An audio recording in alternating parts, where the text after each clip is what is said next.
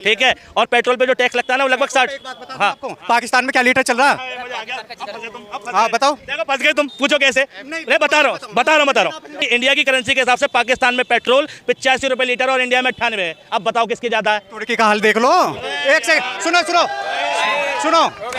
दो लाइन को रिलेट करेंगे कि मोदी किस तरह लोगों को चुतिया बना रहा है। ठीक है कि पल पल नखरा दिखावे जोगिया, वाह कीजिए, पल पल नखरा दिखावे जोगिया, जनता को चुतिया बनावे मोदिया।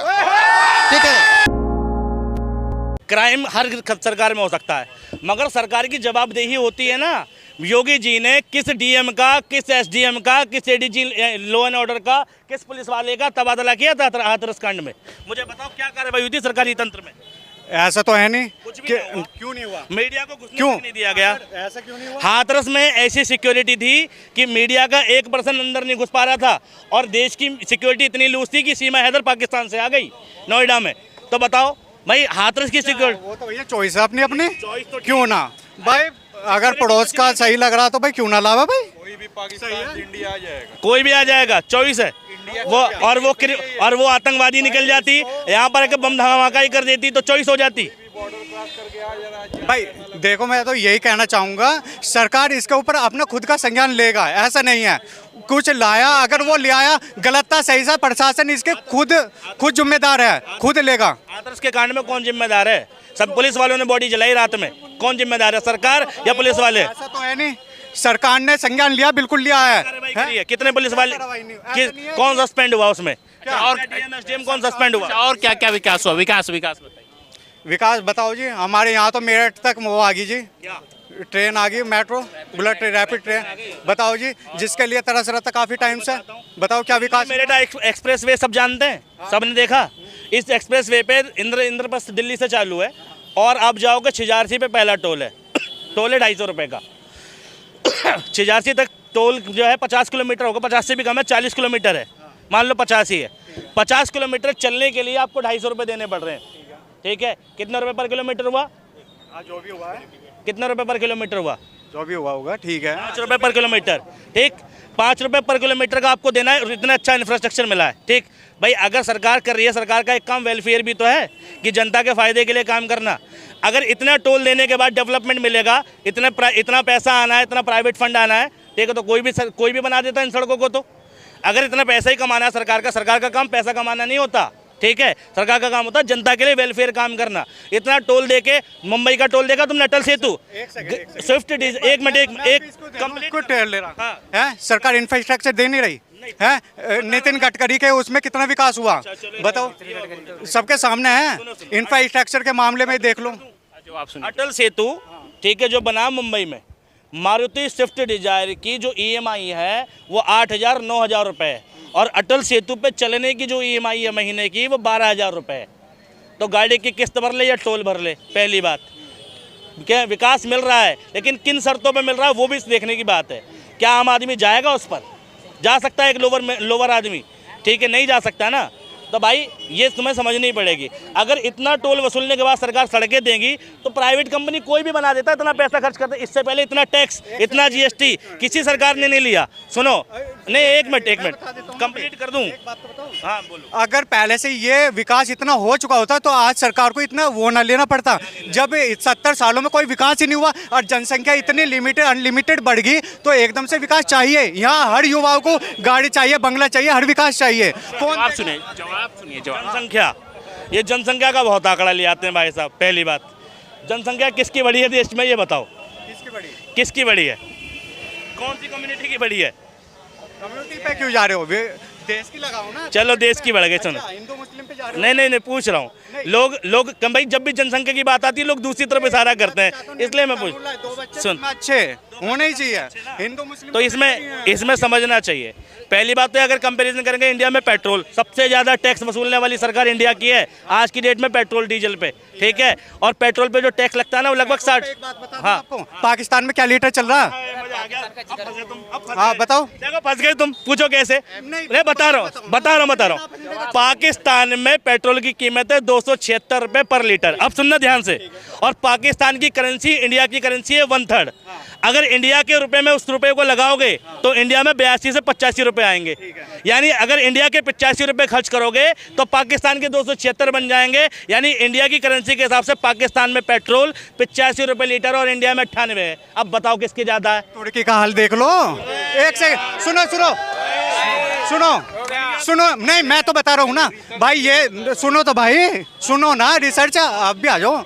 मैं ये नहीं कह रहा भाई, जिनकी अच्छी अर्थव्यवस्था है अमेरिका सुनो, मैं बात नहीं कर रहा, उनकी अर्थव्यवस्था घटी है, पाकिस्तान की भी ऐसा नहीं, काफ़ी बेकार हालत है, ठीक है ना, ऐसा नहीं। हिंदुस्तान की अर्थव्यवस्था ने काफ़ी अच्छा परफॉर्मेंस किया है। पर कैपिटल इनकम कहाँ है इंडिया की? एक मिनट, नहीं बढ़ी ना।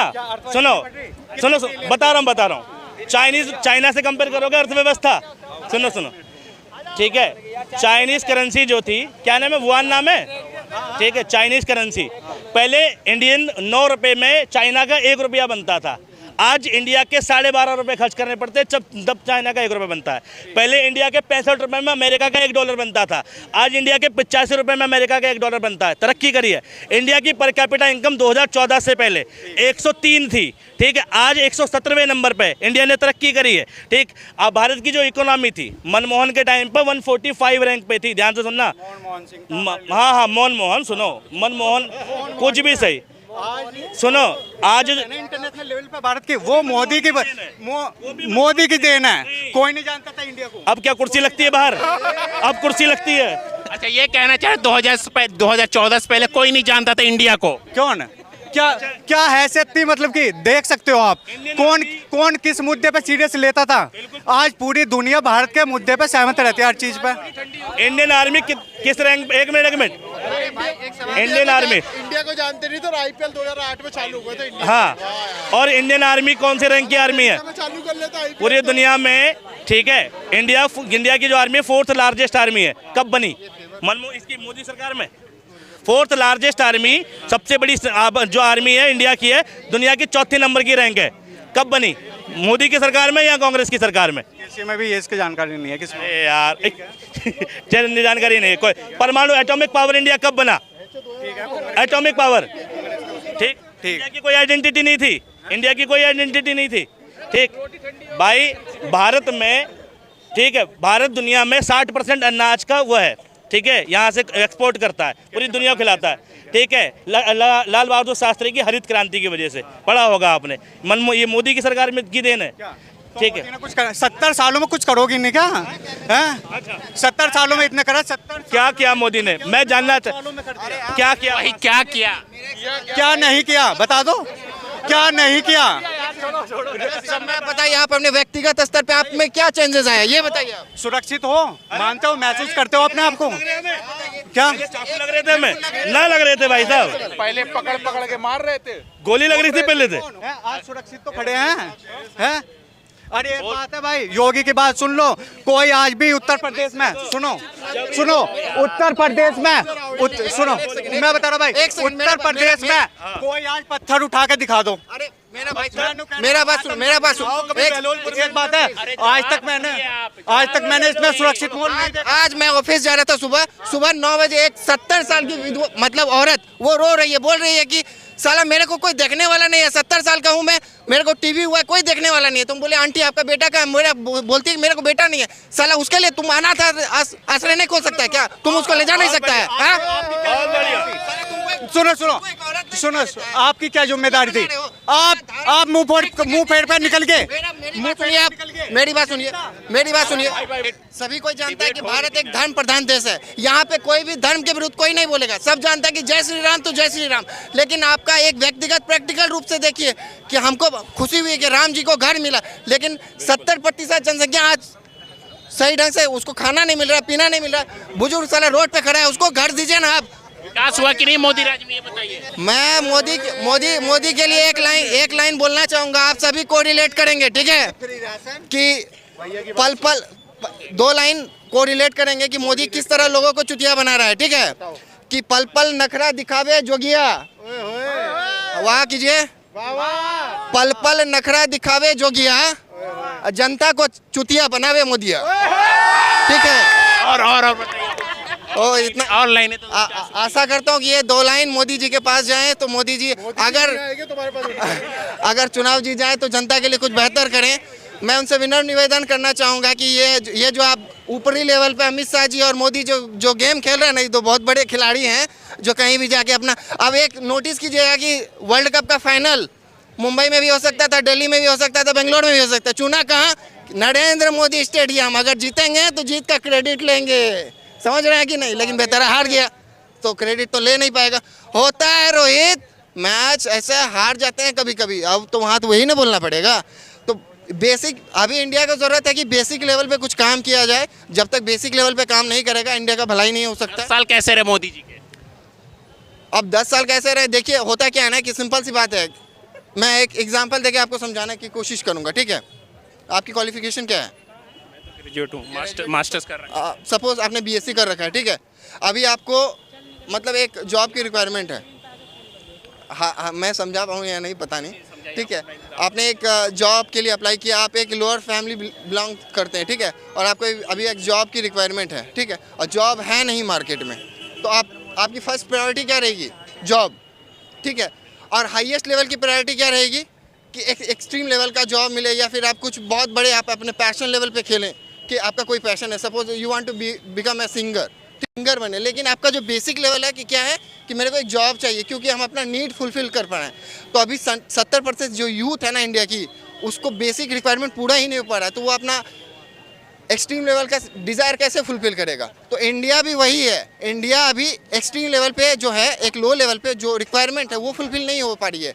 तो अभी बहुत दूर है कि वो अमेरिका, जापान जो है। मोदी जी दावा करे विकसित भारत बन चुका है, दुनिया में हर जगह भारत को जाना जा रहा है। देखिए भारत को जाना जाएगा, ऑब्वियसली जाना जाएगा, लेकिन जब तक उसकी नींव मजबूत नहीं होगी वो जाना नहीं जाएगा। मैं बस एक ही बात, आज मुझे इतना तकलीफ़ हुआ है ना जितना ज़िंदगी में कभी तकलीफ़ नहीं हुआ, कि एक बूढ़ी औरत को मैंने देखा रोते हुए। आप समाज का तुलना करते हैं कि अमेरिका देश से, जब जिस दिन सड़क पे रोता हुआ बिलखता हुआ ऐसे औरत, ऐसे बुजुर्ग अगर चेहरे पे हंसी रहेगी ना, तो समझ लीजिए उस दिन हमारा देश भारत विकसित विकासशील सब हो जाएगा, ठीक है? रोजगारी और तुमने मदद क्यों ना की उसकी? मैंने मदद की अपने लेवल पे। मैंने 100 रुपीज़ दिया, फिर मैंने, और मेरा ऑफिस लेट हो रहा था। ये मदद ना होती। बेरोजगारी के बारे में क्या है भाई?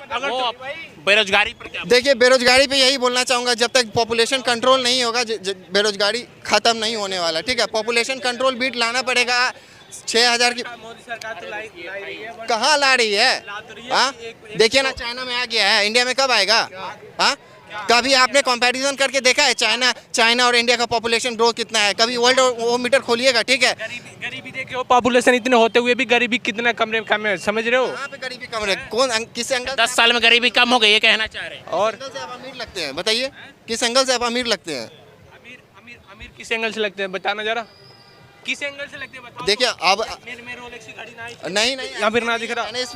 देखिए अमीर इंसान बहुत तरह से होता है, शिक्षा से भी अमीर होता है, पैसों से भी अमीर होता है, अपनी व्यवहार से भी अमीर होता है, ठीक है? शिक्षा ना मिल रही इंडिया में। आपकी क्वालिफिकेशन क्या है? क्या कर रहे हैं? बीकॉम। अमेरिका में जाके देखिए, बीकॉम करने वाला बच्चा ना साथ में पढ़ता भी है, पैसा भी कमाता है। आप क्यों नहीं कमा रहे? अमेरिका की बहुत पॉपुलेशन कम है, इंडिया के बराबर कितनी कम है? अप्रोक्सीमेटली।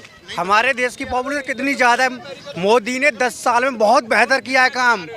मैं अच्छा खासा कमा रहा हूँ। मोदी ने 10 साल में बहुत बेहतर काम किया है। क्या किया जैसे? मोदी को और पहले आना चाहिए। जैसे गुजरात के मोदी सीएम बने थे, उस टाइम अगर प्रधानमंत्री बनते हमारे देश के प्रधानमंत्री नरेंद्र मोदी, तो हमें गर्व होता है इस बात का कि देश की बेरोजगारी खत्म हो जाती। अब तक मोदी को 10 साल हुए और 10 साल में मोदी ने बहुत विकास किया। इस बात को हम दावा से कहते हैं। क्या क्या विकास किया जैसे? हम किस पहले सरकार थी, यूपीए सरकार थी। यूपीए सरकार में हम जगह जगह जाते थे, रोडों में खड्डे होते थे, एक्सीडेंट बहुत होते थे, रोडों के बेहतर हुए। मैंने यूपी पूरा घूम के देखा है। यूपी चमक रही है, कहना जर कहीं गड्ढे नहीं यूपी में। यूपी में गड्ढे तो हो सकते हैं, लेकिन यूपी पहले से 70% विकास की ओर बढ़ रहा है। गड्ढा मुक्त हो गया यूपी। गड्ढा मुक्त नहीं कह सकता, तो मैं 70% कहना क्या चाहते हैं? सर मैं ये कह रहा हूँ 70% गड्ढा मुक्त यूपी है। बाकी 30% नहीं दे क्या सकते। करेंगे लोग? बाकी 30%? 30% अभी और विकास चल रहा है देश में, और तेजी से विकास होगा। जीडीपी में सेकंड नंबर पे आ गई है। क्या बोलेंगे? आ गया आप? सेकंड नंबर पे यूपी आ गई है। इकोनॉमिक सर्वे चेक कीजिए जाके, जीडीपी। तो क्या क्या विकास हो गया?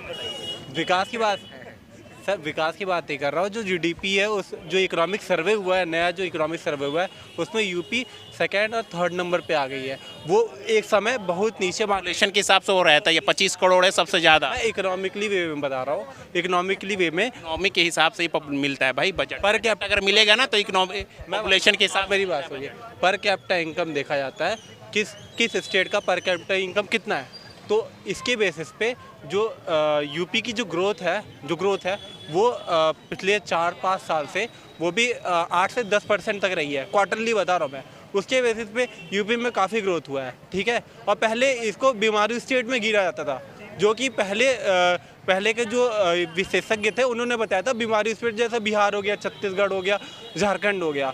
लेकिन बिहार को पीछे छोड़ के यूपी उस स्टेज से हट चुका है, तो आप कंपेयर नहीं कर सकते हैं। तो ये सारी गवर्नमेंट की रणनीति की वजह से चेंज हुआ है।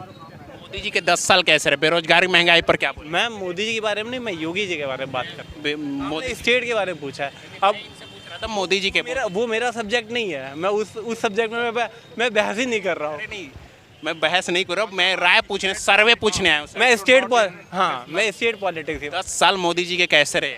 वो चीज़ मैं उस चीज़ के बारे में मैं नहीं कुछ कमेंट कर सकता हूँ। क्या बोल रहे हैं? मोदी के 10 साल बहुत बेहतर रहे हैं। मोदी ने बहुत विकास किया है उसने 10 साल के हिसाब से। जैसे कि हमारी विदेश नीति बहुत अच्छी हुई है। सर थोड़ा माइक पीछे करो। हमारे 10 साल की नीति बहुत अच्छी रही है, विदेश नीति। जो हमारे जो लीडर हैं हमारे बहुत अच्छा काम कर रहे हैं। मैं इतना कहना चाहूँगी कि मोदी के 10 साल बेहतर रहे, बहुत अच्छे रहे। मैं उनको आप बोलना चाहिए। बड़े भाई, मैं आपको बताऊं कि इंडिया की जो वैल्यू बता रहे हैं लोग की क्या है। 8 लोगों को फांसी हो रही थी, आपको भी पता है राइट। और 8 लोगों को फांसी मतलब होते होते भी जो है बचा के अगर इंडिया लेके आया तो वो कोई और नहीं कर सकता है, वो प्राइम मिनिस्टर। उसमें तो शाहरुख खान का भी योगदान है। शाहरुख खान मतलब कुछ नहीं, चलो चलिए आज के पहले भी शाहरुख खान थे, बहुत लोग थे, लेकिन इंडिया की जो पॉपुलेशन के बारे में अभी बड़े भाई बहुत ज़्यादा बोल रहे थे। और आदमी जो बेरोजगार है वो अपने खुद के लिए बेरोजगार है। मैं आपको बताऊं, नोएडा सिटी सेंटर मतलब नोएडा की धरती पे खड़ा हूं। जो बंदा काबिल है वो नौकरी नहीं ढूंढता आज के डेट में। अगर वो काबिल है तो वो नौकरी मांगेगा भी नहीं आज के डेट में। जैसे अभी बड़े भाई उधर खड़े हैं बता रहे हैं मैं 12वीं पास हूँ, 35,000 कमा रहे हैं। और बड़े भाई जो बता रहे थे अभी कि मैं नौकरी नहीं है, बेरोजगार नहीं है, सही से अगर आप इंटरव्यू ले लीजिए ना तो कोई नौकरी लायक है ही नहीं, क्योंकि वो कोई युवा नौकरी लायक नहीं है। नहीं, जो नहीं पढ़ेगा वो उसको नौकरी नहीं मिलेगी, राइट। और बात रही इंडिया की जो वैल्यू है, तो आप इंडिया के लोगों से चलो ठीक है हम मत पूछिए, इंडिया के बाहर लोगों से पूछिए कि इंडिया की वैल्यू क्या है। क्या है वैल्यू? जैसे आप अगर कोई भी सरकार है अगर किसी को फांसी दे रहा है डायरेक्ट, अगर कोई राजा है अगर फांसी दे रहा है, अगर उसको जो है आप छुड़ा लेके आ रहे हैं, तो आप ही बताइए कितनी बड़ी बात हो गई है। इंडिया के लिए बहुत ऊंचे स्तर की बात हो गई, राइट। क्या विकास हुआ? विकास के बारे में आप खुद ही देख सकते हैं। यूपी किस तरीके से किस लेवल पे थी, गुंडई या फिर अदर चीज़ों में, कि बहुत सारी चीज़ें थी कि तो आप यही चीज़ देख सकते हैं कि बहुत सारी जैसे गुंडई थी, बहुत ज़्यादा बाहर निकलना भी। यहाँ की मैं बात बता रहा हूँ, यहाँ नोएडा जहाँ आप खड़े हैं पूरी रात खुला रहता है। ये 2 नंबर गली फेमस है इस नोएडा 59 की। और यहाँ आप जो है 10 बजे के बाद में नहीं आ सकते थे आज के बाद, मतलब अगर जब योगी नहीं थे तब। और आज की डेट में आप देखिएगा यहीं पे, अगर आप वैसे आप अभी नहीं है वरना 3-4 राउंड लगाती है पुलिस हर वक्त। अगर यहाँ सबसे ज़्यादा भीड़ रहती है पूरी रात में। ये कहना पुलिस हो या ना हो, पर यूपी का ऐसा हाल है। मैं मेरठ मुजफ्फरनगर से हूँ भाई, मेरठ से हूँ मैं, ठीक है। हमारे यहाँ 7 बजे के बाद बंदा अगर भाई साहब निकलता गली से ऐसा रास्ते, मजाल भाई साहब खल्ली आज चला जा। मेरे खुद यहाँ मेरे जो उसकी सरकार थी समाजवादी की सरकार, मेरे चाचा जी थे, घर से गाँव से जो कस्बे की दूरी है मुश्किल से 2.5 किलोमीटर दूर, रास्ते में दोनों बीच वाला चाचा लेके गया, बड़े वाले चाचा को रास्ते में पकड़ के ईख में बांध के घेर दिया। मजाल भाई साहब चूसक के दिखा दे, कोई सा नहीं चूसा सकता। ऐसी सरकार ला रखा है ऐसा यूपी में विकसित हो गया यूपी। हाँ बिल्कुल भाई साहब यार, हर चीज में यूपी में आजकल अब हर चीज में देख लो यार, डेवलपमेंट देख लो। मेन चीज़ें यूपी में भाई साहब सबसे बड़ी बात, मैं 2021 में पानीपत गया अपने यूपी से, मेरठ होता हुआ शामली होता हुआ गया, सड़कें कुछ नहीं थी। और आज जाके देख लो 2024 में किसकी सरकार देखना है? मोदी की आवेगी और किसकी आवेगी? ये परिवारवाद खत्म करना है बस।